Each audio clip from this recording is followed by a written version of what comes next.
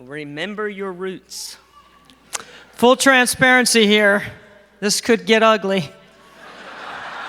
Not for long. Coach Finch, who I affectionately refer to as, I never say Nora, Lynn Finch. All right, so you lived your entire career in being in North Carolina, nearly 50 years of your professional career in the Tar Heel State. So I'm guessing that's not really how you reference it, though. Go Pack!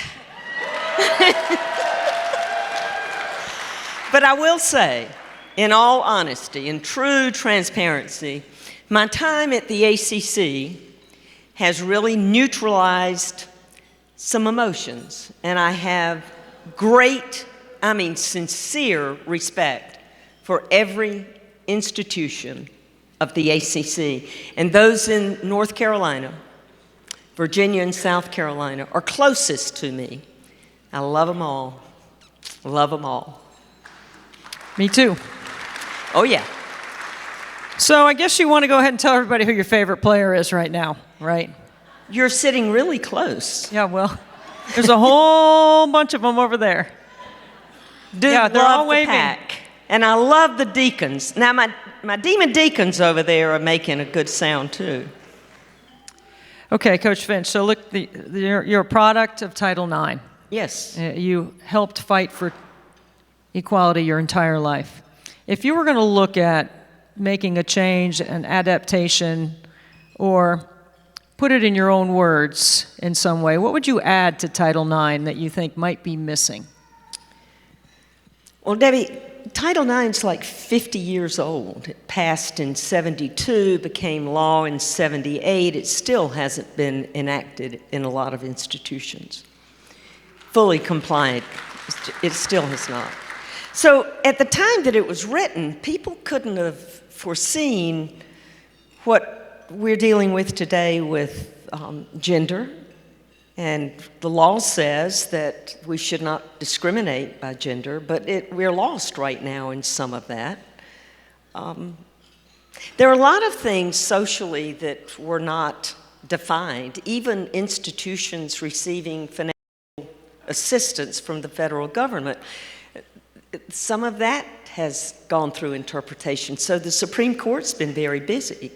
Where you and I sit, no real enforcement was defined with the law.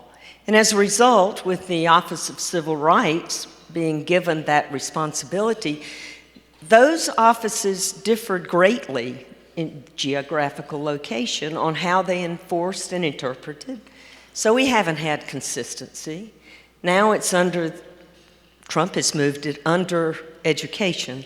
And for women in sport, that probably is our best chance of enforcement.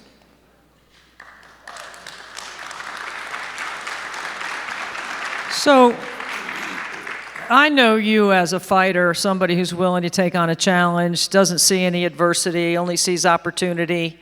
And based on what you just said about Title IX, where did that come from? Who helped influence you to get that power, to feel that strong, and to make you motivated to help young women? I'm a very proud catamount.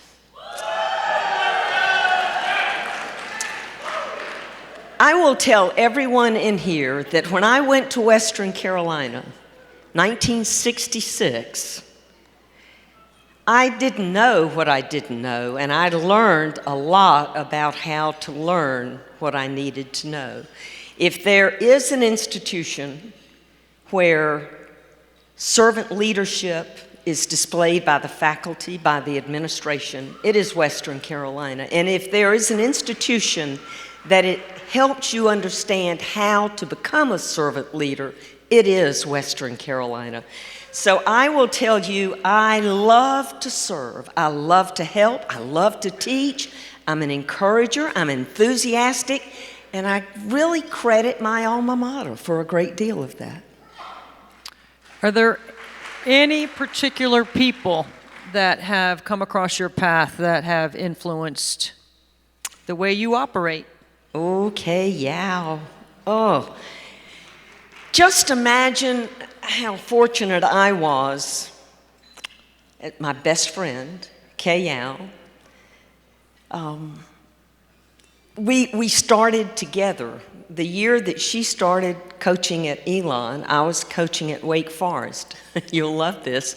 The North Carolina AIW required us to have punch and cookies after the games. Kay and I watched the players have punch and cookies while we exchanged inbounds and under the basket plays. We kind of saw things a little differently. Kay, very gentle spirit, but if you underestimated her feistiness and her drive to do it well, you did not know her, because she was driven for excellence. And we learned it together. There was no blueprint. We had no role models. Everything was men's athletics, and we were in the AIW at the time, not the NCAA, and the women in the AIW would say that, ooh, everything men's athletics is bad. Those scholarship things, oh, they're terrible. If only those women could see sport now. Holy cow. I was greatly influenced by Kay, and she was influenced by me. And together, her ideas and my practicality for implementation was a good record. And I would say that those ladies and gentlemen from that NC State contingency over there would agree with me that if you knew Kay Yao, you were better. And what a privilege. And I truly was influenced by Kay. You learned together, you shared, and there are countless numbers of student athletes across all those institutions that have benefited, including many of us in the room here tonight. So you also served as the first chair and the second, the only two-term, D1 women's basketball committee chair. So you did 2 terms of that. And the game is much different today. I reference our game as Clarkonomics. Do I need to clarify what Clarkonomics is in this room? Right? It's a reference to Caitlin Clark and her being the greatest disruption in the ecosystem in our game. Right? Our product is good. Players have always been good. We just needed something to change the lens with which people consumed our game. How do you see it? I see it as 50 years of investment to get us to the media giving us our fair share of publicity, respect, because even though we had some games televised and people wrote about us, it wasn't always fair.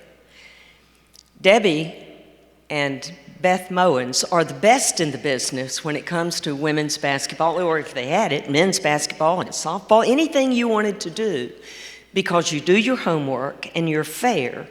And we were, if you can just imagine, women's athletics, we were not welcomed by the media. Title IX was seen by many people as taking from the boys to give to the girls, taking from the men to give to the women. And I guess when you think the pie's only so big, we have to share it. How you distribute your resources, how you invest them, depends on a lot of circumstances. And when the law says, yay, those sisters of yours, brothers, are going to have some opportunity too. Well, there were a lot of guys who didn't want that, and there were very few women in the media, so the media did not welcome us. Then I would say that we had some great players in the 70s and the 80s and the 90s that y'all never saw play. You never heard about them. But the investment of people's efforts, more and more daddies having daughters who wanted to play, streaming has really helped with television. More television stations, more sports opportunities, more advertising means more opportunities for women too. And it's been a consistent message from those of us that want that opportunity and want to take advantage of it, that we finally have broken through some ceilings. And what I thought you were going to really ask if I taught Caitlin how to shoot. That Oh, I wasn't did. your question. I did. I taught her how to. But once we had several of the stars aligned, we had invested enough. Along came the Steph Curry of women's basketball, and the media was primed, television was ready, and she can play. And you have had much fun.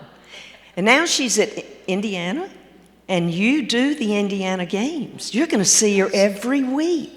25 times at least this summer. I mean, that's not a bad gig, I gotta say. You're going to challenge her in free throws, aren't you? She doesn't want any of me. Just so y'all know. Next weekend. Don't send that to her, please. Next weekend, Debbie is going to have her weekend of shoot-a-thon, and she's going to shoot how many free throws over 24 hours without a break? You're going to shoot how many? 100 every hour? Yes, I make 100 on the top of every hour for 24 hours for Special Olympics. Well done. Thank you. You're not supposed to interview me. I'm interviewing you. Some things don't change. You know I love her, right? Yeah, just want to make sure y'all know I love her. I'm looking over at a certain group of people over there. They're really jealous that you just said that. But you have enough love to go around, Coach Finch. I do. Who would you like to thank tonight for helping you get to this point in the North Carolina Sports Hall of Fame? K-Yao, no doubt. Western Carolina, no doubt. Wake Forest. Y'all, they're 5 of my first-year team over there. They look so young. And I had a great time at Peace. The president just wanted to beat Meredith. I mean, it was a great time. NC State, wow. John Swafford. Thank you, John. John, you gave me the opportunity on a national level to impact the game I love. And you had the resources to allow me to do it. Thank you. I love Greensboro. You were so good to me. The best tournament in the world was held here for 11 years. Thank you. Thank you, Debbie. Ladies and gentlemen, Nora Lynn Finch.